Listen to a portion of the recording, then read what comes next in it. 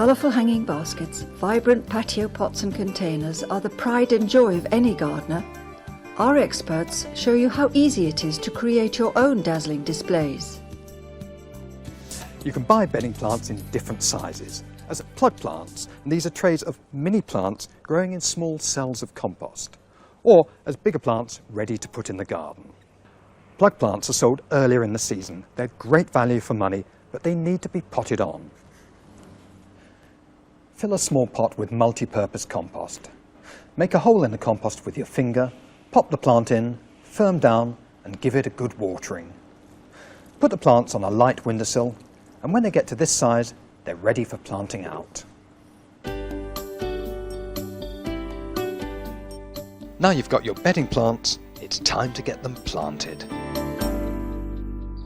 To get the very best results, there are a few tricks of the trade that will make all the difference. Follow these and you're almost guaranteed a spectacular display of flower power. Now, whatever container you use, it's got to be well drained. It's really important that once you've finished watering, the excess water can drain away. If it doesn't, the compost will go smelly and stagnant, the roots will rot, and the plants will probably die. Most pots have holes in the bottom. If they haven't, just drill some. Then, to stop the holes from getting blocked up with compost, pop in a layer of broken pieces of pot, small stones, or pieces of polystyrene. And that's the drainage sorted. Next, it pays to use a decent compost. Whatever you do, don't use garden soil. It may be fine in the garden, but in pots it gets compacted and your plants will struggle to grow. There are lots of different composts on the market. Some are made specially for tubs and baskets, but they're a bit pricey and I don't reckon they're worth the extra cost. Multi-purpose compost is far cheaper and it's ideal for most jobs, but it does dry out quickly. So for low maintenance planters, which need slightly less watering, I like to mix 75% multi-purpose compost with 25% John Innes compost number 2. You can buy this ready-made, but it's cheaper to mix your own. If the idea of low maintenance really appeals to you, there are a couple of useful products you can add to the compost at planting time. Water retention granules are a real boon. When you add water, the crystals swell into a frog spawn-like gel. Mixed into the compost, each crystal acts like a mini reservoir, slowly releasing the moisture, and they can halve the number of times you have to water. They're great in summer containers, but don't use them in the winter because at that time of year they can make the compost too wet. Now, the other magic ingredient is controlled release fertilizer. It's terrific stuff, which gradually feeds your plants throughout the summer. Once it's in the compost, you don't have to worry about feeding your plants again. Slow release fertilizer is a bit more expensive than other fertilizers, but it really does save you a lot of time and trouble. Just before you put the plants in, give them a good watering. And if you want to give them a real kickstart, give them a feed too by adding some high potash fertilizer like liquid tomato food. Put the taller growing varieties at the back. The label will tell you how big they get and how far apart to space them, though in containers you can put them quite a bit closer together. You knock the plant out of its pot, and if the root system's a bit congested at the bottom, just tease them out a tiny bit, and that makes sure they work their way through the compost and get maximum possible growth. Put the plant in and firm the compost around it. Push the plant down, and that's in. This is a wonderful brick red geranium. I love these plants. You can't really beat them for flower power. Just look at that colour.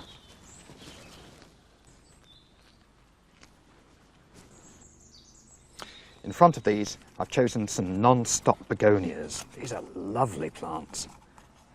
And I bought them as a trayful, and it's great if you can do this because they're better value than buying individual pots.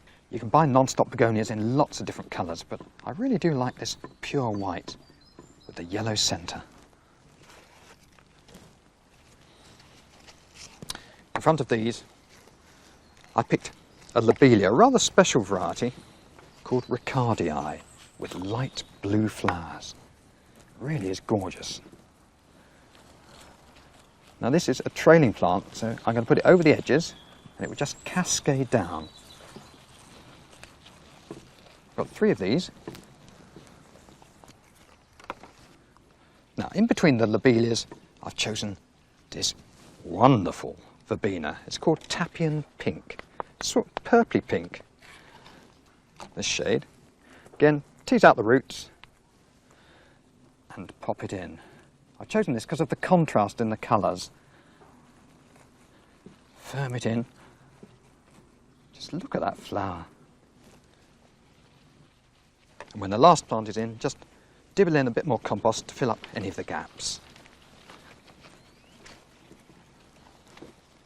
And that's it planted. Now just before you water, there's one other optional extra, and this is something the professional growers do, and that's pinch out the growing tips of all the plants, including the flowers. Now it might seem a bit daft, but this will encourage the plants to produce more shoots, they'll get much bushier, and in the end produce even more flowers.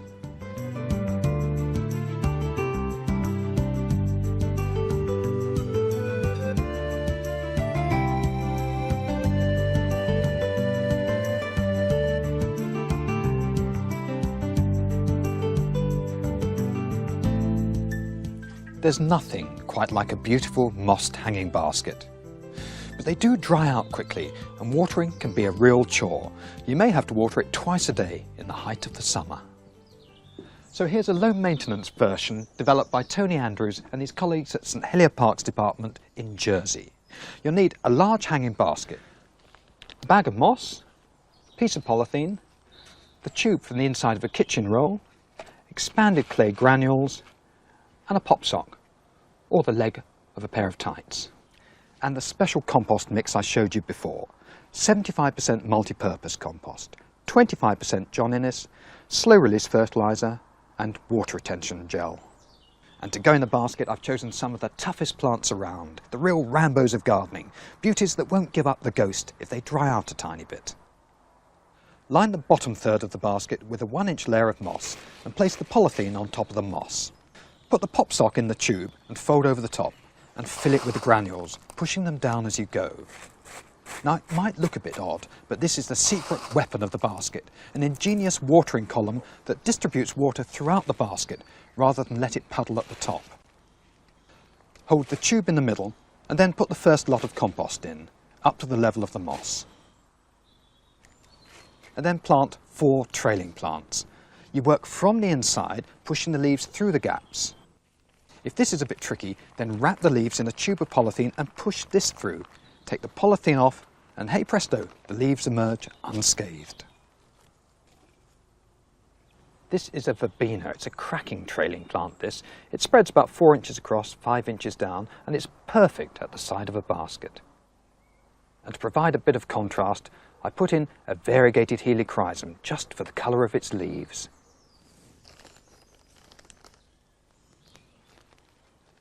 When the bottom layer is done, build up the moss and add a little more compost.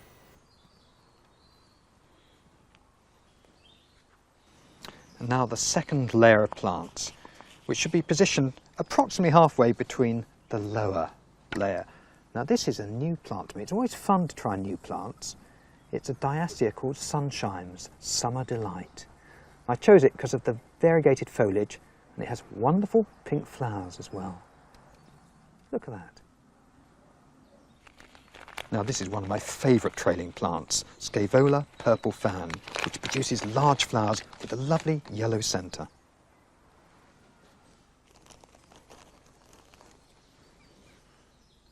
After that, more moss and more compost. Fill the basket right to the top.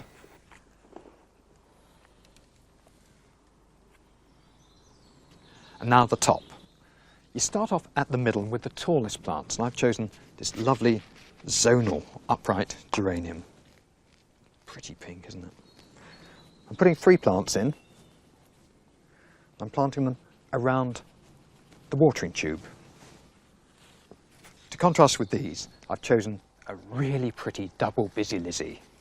These produce hundreds of flowers, each one like a perfect miniature rose.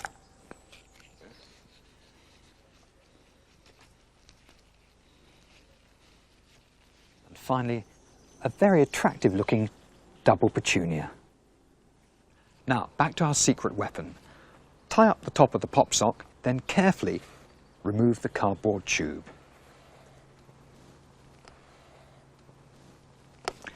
In the centre, you've now got a column of granules. When you water, the water goes all the way down the granules and distributes throughout the compost, rather than just running off the top, so you get better growth and more flowers.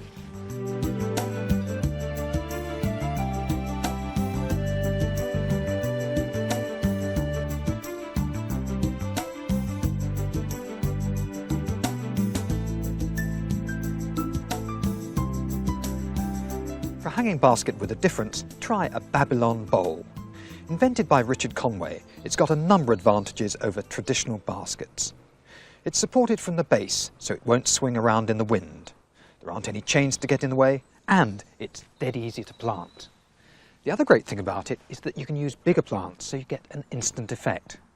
I've chosen to use some Semperflorens begonias, which I love because of the different colours of the leaves and the really cheerful flowers. They're also good in sun or in shade. Planting up only takes a few minutes. Place the liner, which comes with the bowl, in the centre and cover it with a thin layer of compost.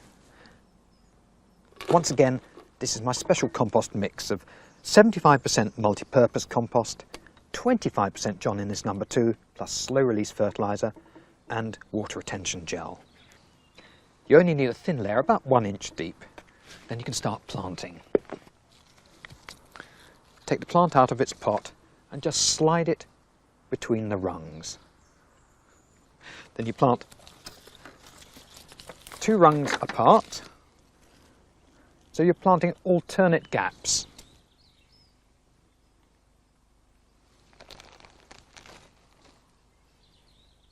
Pack some moss between the root balls and fill the centre with some more compost.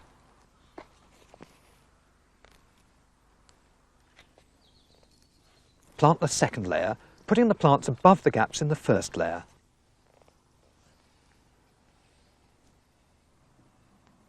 Pack in some more moss, add some compost and plant the top.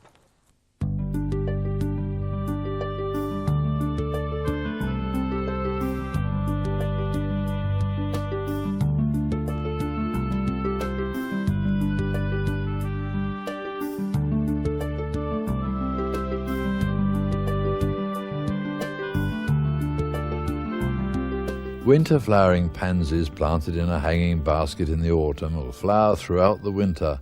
It'll give a splash of colour outside your kitchen window to brighten the dullest days. Now maybe you've already grown your pansies from seed, but if you haven't, don't worry, there are plenty about. And you don't necessarily have to buy them with flowers on.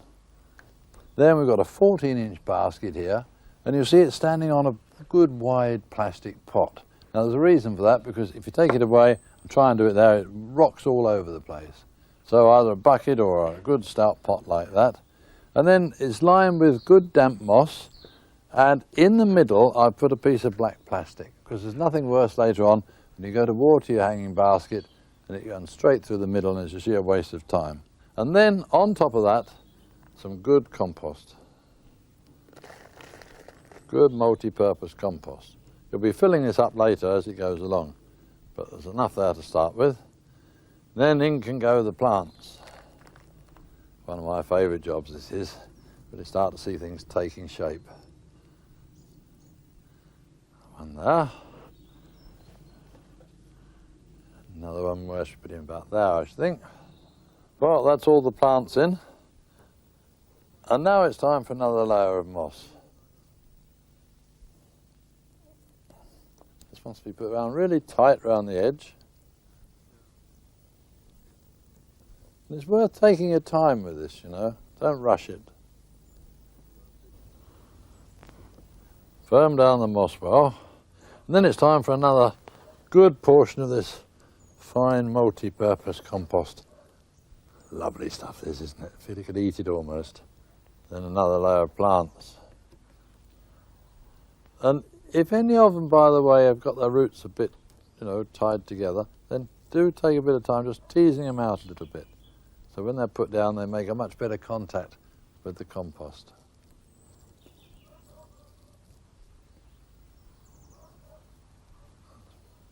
One in there. Another nice one. Tease out his roots a bit. The compost off the top there. There's a bit of a neck to come through, don't we, after all? There we are. Through you go. Get that down well into the compost. And you notice I'm fitting the top layer so they're in between the ones underneath. That's coming on very well now. Just a few more bits to ease in around the top. And these want to be nicely rounded, and it does help to keep the water in. Another one there. Last bit in there. We'll clean these off with a pair of scissors afterwards.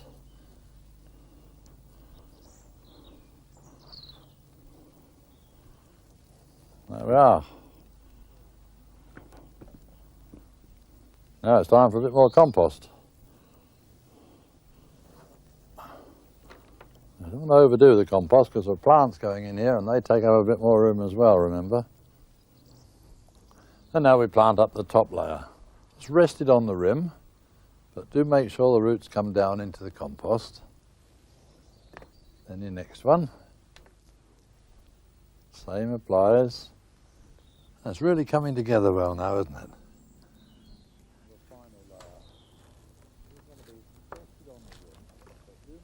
One in about there. And so we go on.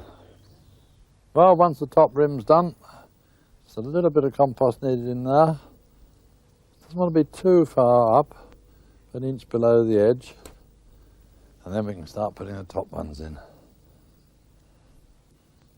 Resting it on the surface. Yep, looking really good this is. Look at that.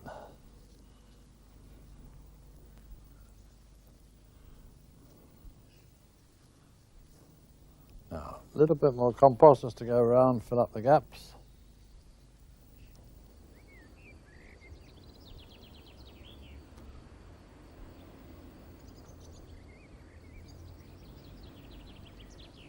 And that's about it.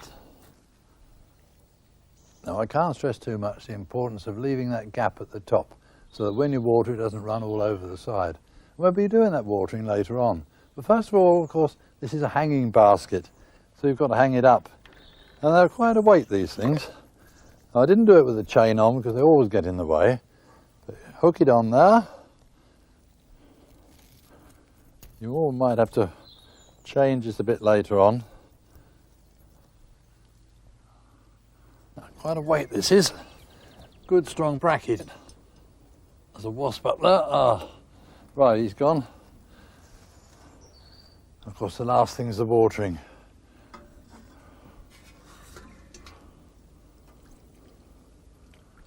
And I want to do this in a couple of goes. Have a go, then let it soak down a bit, then have another one. And the other thing is regular deadheading as the season goes on. And that'll encourage more flowers. Once the things start setting seed, there won't be so many flowers.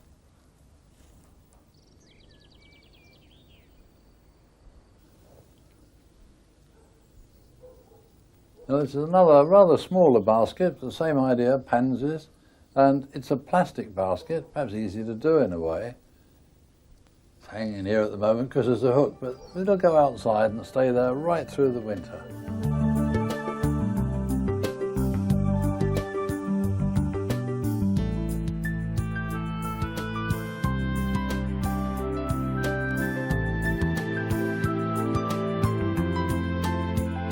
Here's a basket anyone would be proud of. With a little tender, loving care every day, it'll stay in tip-top condition for months. There's no magic formula. Feed and water regularly and remove all the dead flowers and leaves as soon as they pass their prime, and this colourful display will continue to bloom all through the growing season.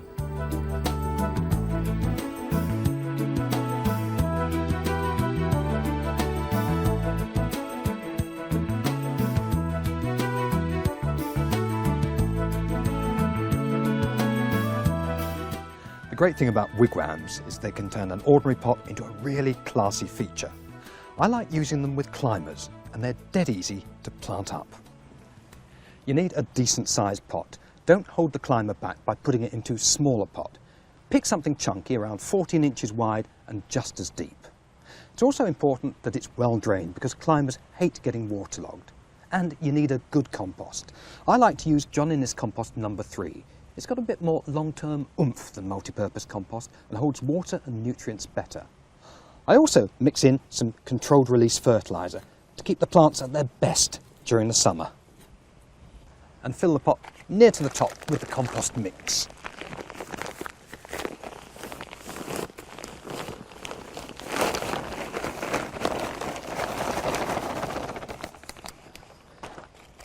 Add a bit more fertiliser to this.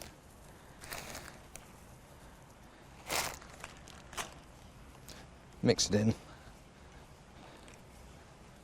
And it's ready for planting. I'm going to put in a lovely fragrant honeysuckle. Knock it out of the pot. Tease the root system slightly to make sure they don't continue growing round in a circle. You want them to get into the pot and the compost as quickly as possible. Then scoop out a planting hole.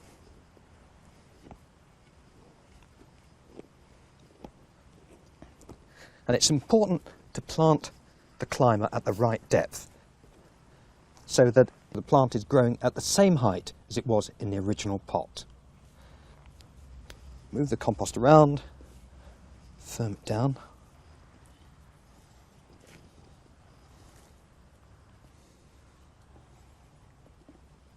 That'll do. Now pop the wigwam over the top. Work it gently over the leaves. And push it into the soil.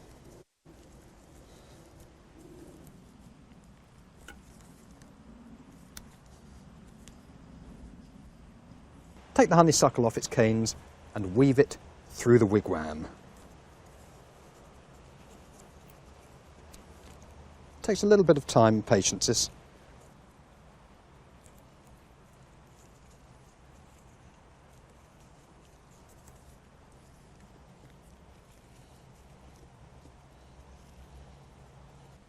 And for the finishing touch, I'm going to plant something around the base. And these are gorgeously scented French lavenders, which flower throughout the summer. It's a tiny bit tight for space, but work it in, and those roots will soon make their way into the compost.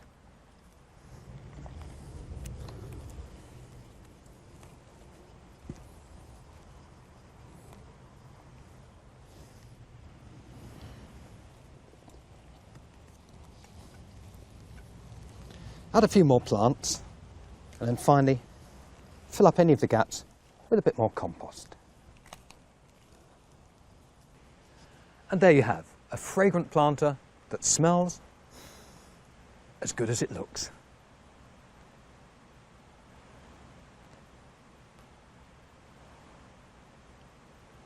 If you're planting clematis, you have to put them in slightly differently. It's important to plant them a bit deeper, so the bottom 3 inches of stem is buried with compost. The reason for this is that clematis sometimes suffer from a mysterious disease called clematis wilt, when the whole plant dies back overnight. If a bit of the stem is buried in the soil, it can produce new shoots and the plant will grow back as good as new.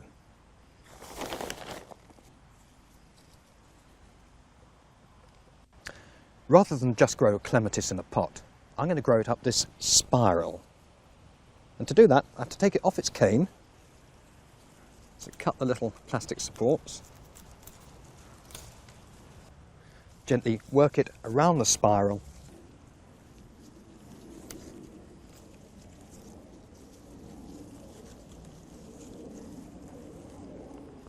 And tie it in.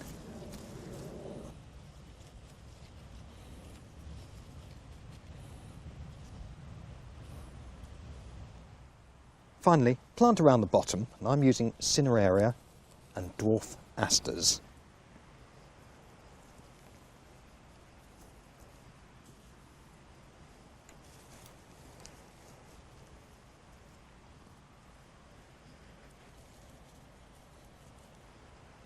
And there you have a really stylish feature that will look great on any patio.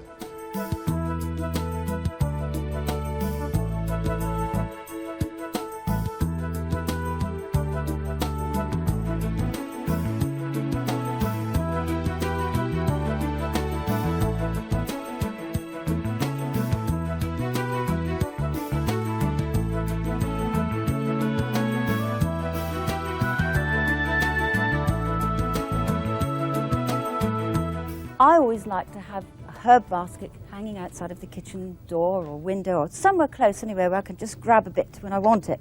So this is an ideal basket because of these pockets here, and you can plant it from the inside, which is the correct way.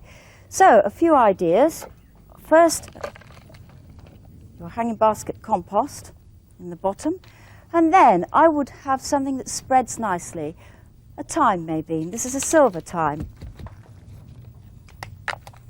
And this will come out quite undamaged through the pocket. And that will spread nicely. And don't forget, when you're doing herbs, you're constantly chopping at them, so that keeps them nice and compact. Now, I'm rather like marjoram, so a golden marjoram. I think this basket's going to be mainly golden anyway. And again, you do exactly the same thing.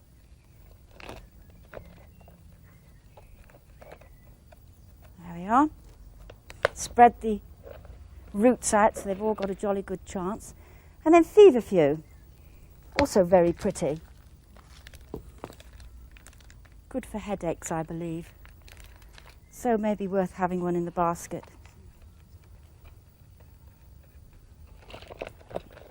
And now, I think we've got one more pocket, and I would go for savoury. You can have a winter savoury and a summer savoury, and this is the winter variety. Summer savoury is so easy to raise from seed. There we are. Spread the roots out. And now all the pockets are filled, so we fill almost to the top, within about 1.5 inches with your compost. And I think we ought to have some sage. There we are. And parsley, without a doubt. And that's better sitting on the, gosh, that's a well-rooted parsley. And we must have parsley. This is really well-rooted, just how it should be. Just tease some of those roots because they're really jammed in there. And that will go in there. And if I use a peppermint, that doesn't become so invasive as the ordinary mint. And it does keep the flies away, or so they say. And one of my very favourites, the coriander. Really well rooted. And if you can buy plants like that, it really gives them a good start in life. As I say, just tease out the roots a bit. There. Make sure they're all well and truly firmed in. A little bit more compost. It smells delicious already. I can smell the coriander. But if you really want a cheap basket which will give you a glorious display all through the year, nasturtiums, they're wonderful. Also sweet peas. And now, of course, the final watering for our herb basket. A really good watering, and then that would hang straight outside the kitchen door, and it doesn't mind lots of sun, and it won't worry quite so much about getting dry.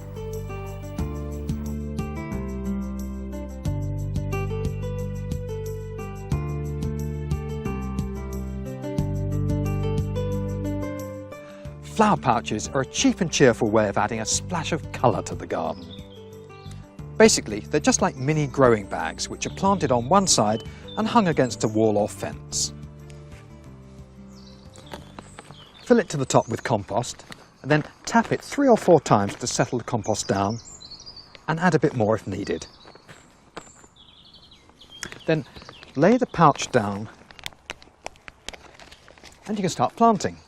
I've decided to go for a yellow and blue theme with a lovely mix of flower and foliage.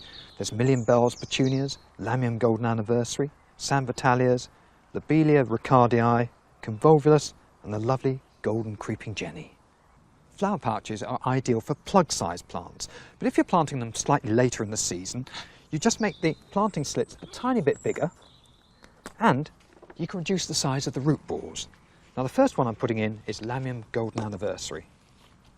So I'll take the root ball down by half. It won't harm it at all. These are really vigorous plants. Make the planting hole with my thumb.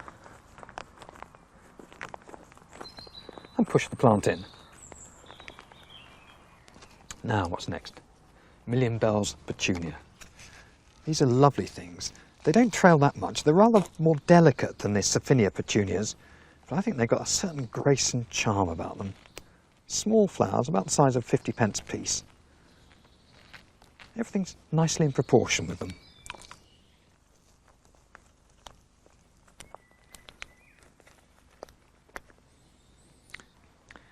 Next in, this lovely San Vitalia. It's called Sun Beanie. I really like the foliage. These leaves are attractive and wonderful daisy-like flowers.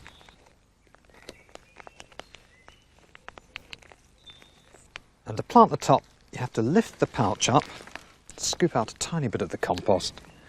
And I've chosen a plant called Convolvulus.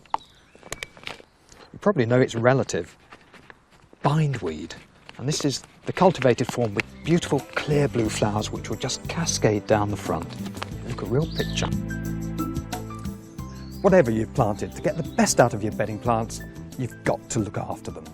The key jobs are watering, feeding and deadheading. And of these, watering is the biggest chore. Compost dries out incredibly quickly in the heat of the summer, and if your container's in a hot spot, it might need watering as often as twice a day. The best time to water is in the evening, so the water can soak into the compost overnight. But the worst time you can water is during the heat of the day, because lots of the water will evaporate before it reaches the plants. Also, there's the danger that the wet foliage can get scorched by the blazing sun.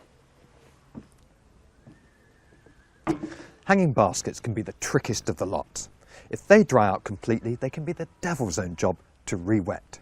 The solution is to plunge them in a bowl of water and leave them there for an hour or so until the compost is thoroughly soaked.